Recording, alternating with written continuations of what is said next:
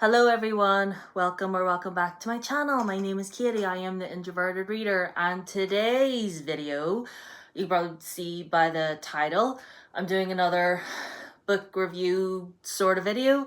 I realized that my video on Saturday was a book review.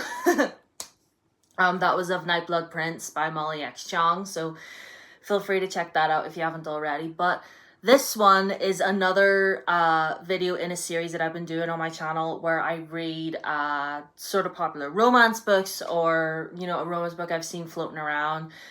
And I do a discussion video about it. I've done it on a few videos I've done it on a few books in the past. I have like a whole playlist of like discussion videos where I've talked about like popular romances. I think the first one I did was for Book Lovers by Emily Henry. I'll leave a link to the playlist down below if you want to check out any more and what other ones I've done. But for this one, I'm going to be talking about one called At First Smile by Melissa Whitney. And I have notes. I have my Black Panther notebook in my hand. So if you see me looking down, I have my notebook. I have my notebook on my lap so that I can just see, I wrote quite a lot of notes oh my word, when I get going, I get going. Anyway, so At First Smile by Melissa Whitney. This was actually recommended to me by one of my followers on Threads. So thank you to the followers of Threads for that, because I was looking for a book to read that had disability representation for the readathon, and someone recommended this. So, but without further ado, we're gonna hydrate first. Anyway, so At First Smile, the basic plot of this is we're following our main character Penelope Meadows, or Pen for short, and we open up with her in the airport. She is heading back home to California. She was on the East Coast for a bit doing some stuff, seeing a friend, and now she's on her way home. And she is legally blind. So that is the disability representation. This is actually the first time I've read a romance novel, like a contemporary romance novel, where one of the main characters is disabled in some way. Physically disabled, I should say, because that is actually a lie, because we read The Kiss Quotient, and the main girlie in that was autistic. So pardon me, it's not the first time I've read a book where there's disability rep, but it's the first time I've read one where it's like a physical disability. It's her eyesight. That's what I meant to say, if that makes any sort of sense. Anyway, so she's making her way through the airport with her cane, and she goes into Tim Hortons to get some food. And then when she goes in there, she notices, because she notices a guy in there, and he's having some difficulty paying. He's trying to pay with his card, but the card machine's not working. And then she goes up behind him, and she's like, "Here, I have cash. I'll get it for you. I'm gonna order anyway." She was right behind him. She was the next customer, and it was like, let's just like doing something nice, and let's keep the queue going, okay? And I should explain as well, the condition that she has with her eyes, there's a specific name for it, but it's like her slowly, gradually losing her eyesight over time. She can still sort of see, but it's very blurry. Sort of like, kind of like, imagine if you're like underwater and you're trying to like look with your normal eyes like underwater. Like it's weird. Anyway, so anyway, she helps him out and, you know, gets her food and pays for his and everything, and notices that he's very, very handsome. He's a very handsome guy. He's a very handsome guy. Little bit of an Irish accent in there. It's the Irish accent that gets you. You're welcome. Anyway, so, and they introduce each other. He's called Rowan, and then, you know, they talk for a wee bit, and as a thank you, he has her upgraded to first class. And what do you know? He gets her upgraded to first class in the seat right next to him. And he's all like, "Oh, I didn't know they was going to do that," because he phones up his agent, because he is actually a very popular hockey player. And he gets on the phone to his agent, and he's all like, "This girl really helped me out. I thought she was really nice. So can you get her upgraded to first class?" So anyway, they get on the flight together. Everything's great. They're flirting, they're bonding. There's, connection. But then they end up having to land the plane. And like they had to do like an emergency landing. And then they land in I think they're in Michigan, I believe. They're because she's going from Detroit to California, like east back to west, like America. Your states confuse me sometimes, but either way, they have to do an emergency landing. And the airline is like, well, we can get you another flight later on this evening, so just chill for a few hours and we'll get you on a flight tonight. But Penelope is really shook up by, the whole emergency landing experience, as you would be. And she's like, no, I'll chill here for the night. Like, I'll stay here overnight and I'll just get a flight tomorrow morning. And Rowan is like, yeah, that sounds a good idea. I'll do that as well. Because he feels the need to just like stay with her. He doesn't want to leave her just yet. So yeah, that's sort of it. And then they end up spending the day together in Michigan. And there's like immediate heat between them. Like they're hot for each other. And they're literally all like, why am I feeling this like weird connection to this person? I literally only met this person mere hours ago. And they're having like real deep conversations. And, he's talking to her about his brothers and his mom. And she's talking to him, a little bit about her disability and, her job and everything. She works in healthcare, but she also has a pretty like big following online because, she talks about like her disability and stuff online. She has like a podcast and stuff, pretty big following on the internet, but that's not her full job. Her full job is working in healthcare. I can't remember her exact job. But anyway, she works in healthcare. But anyway, so that's that. But then word gets out about him, being away. And obviously him being a famous hockey player. Once they do get back to LA, the paparazzi find them at LAX. And that's when it all comes out. She finds out that he's a hockey player and everything. So you think there was numerous times when he was like about to tell her. But then he ended up not telling her. And I understand, obviously he should have told her the truth naturally, but I kind of understand why he didn't tell her, I guess, because obviously they'd only met a couple hours ago and he opened up like everything else. He willingly opened up to her about, he told the truth about himself, his name, where he's from and his family and everything. It was just his career. He kept quiet because he was just like, that part of my life is really messy right now.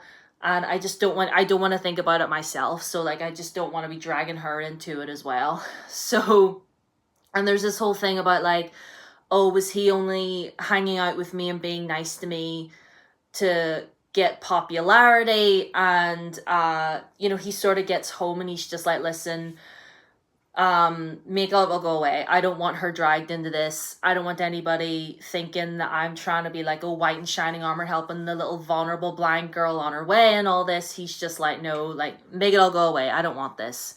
But that's not what ends up happening. And I've brattled on long enough about this plot, but like so yeah, and the relationship goes from there. And I will say, I thought it was really cute overall, this book. It was really, really, really cute. I love their conversations. I love the way they met, like them just meeting in the airport like that. And, the conversations that they had with each other and how they immediately felt comfortable around each other to open up about, things. Because she talks to him about her auntie, who was basically like a second mom to her. Her own mom is there, but the relationship between her and her mom is very strained at the moment. And she went to live with her auntie in California, and her aunt has since passed away. So now she lives in her auntie's house now, and it talks a lot about the grief of a loved one and stuff like that in this one.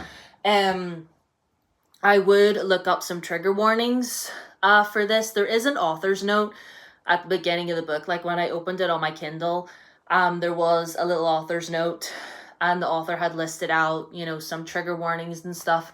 So be wary of those. If this book sounds like something that you would enjoy, if you get the book, read the author's note and be sure to know what the trigger warnings are and be wary of them. Now, I'm just looking down at my notes here. What I liked, okay, like I said before, I loved how they were able to bond with each other, even though they literally had only just met, and it only took like one day of them hanging out with each other. And I can understand, like, it felt, I know not a lot of people are like, oh, it's insta love. It's not insta love, and they do acknowledge that in the book. They do.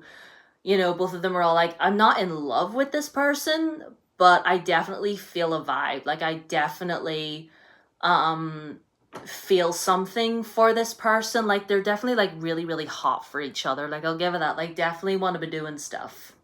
The lovey-dovey hadn't made it into the conversation yet. So, and I really love the fact that I really loved how like fiercely independent Penelope was, and how she didn't say no to help a lot of the times, but hold on. If she genuinely needed help, she would ask. Or if he asked for help, she would a lot of times she'd very friendly be like, no, I've got it, I'm totally okay, just let me know if there's anything in front of me or whatever. And he very kindly backed off and was like, all right, you got it, just you whatever. I liked how comfortable they both were with each other, not just her with him, but like him with her as well, because in the book he's very closed off. He doesn't talk very much about like what he's his feelings. He doesn't talk a whole lot about his family, even to his friends. So like meeting her and her being a stranger obviously in the beginning, how he was able to just be himself, really, because back home in LA, he's like Rowan the hockey player, and he's got a little bit of himself into some hot water when it comes to his career. So the fact that he was able to just leave that like all behind for like 48 hours was great. And I really liked how like supportive Pen's friends were. Just, nobody downgraded her. Like, nobody tried to like what's the word? Nobody everybody loved Pen and was like, she can fully take care of herself. She doesn't need us, but if she needs us, we are there. If that makes any sort of sense. I like that. I do really love how like open and I love how open both were about their emotions when it came to like them as a couple or they themselves. Like, it was just good, open and honest conversations were had in this book. And I really, really love that, especially with Rowan, because you don't get men talking a lot about stuff like that. So I really love that. I've written here what I don't really like.